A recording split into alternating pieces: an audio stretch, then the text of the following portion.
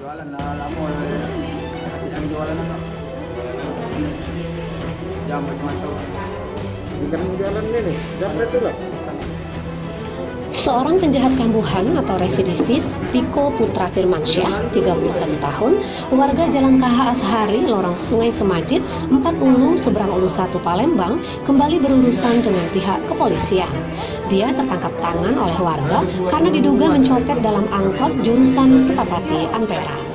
Korban copet tersebut diketahui bernama Berima, 61 tahun, warga Jalan Kemas Rindu, Kelurahan Ogan Baru, Kertapati. Korban dicopet pelaku dalam angkot Kertapati saat melaju di Jalan Wahid Hashim 5 Ulu, Seberang Ulu 1, Kota Palembang pada Senin 9 November 2020 sekitar pukul 9 waktu Indonesia Barat.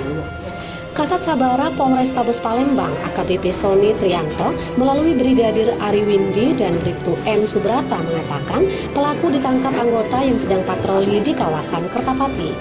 Menurutnya saat itu anggota Sabara sedang berpatroli keliling. Tadi kami laksanakan lihat patroli sesuai dengan bit Ulu. Jadi kebetulan saat melintas di depan stasiun kereta api, kami lihat kerumunan massa dan kami spontanitas langsung ke sana.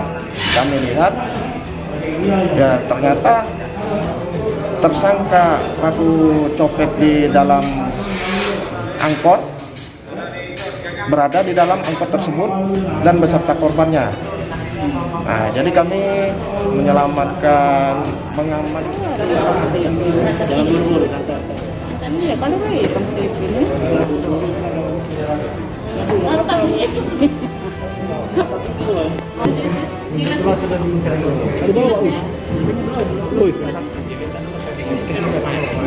Tadi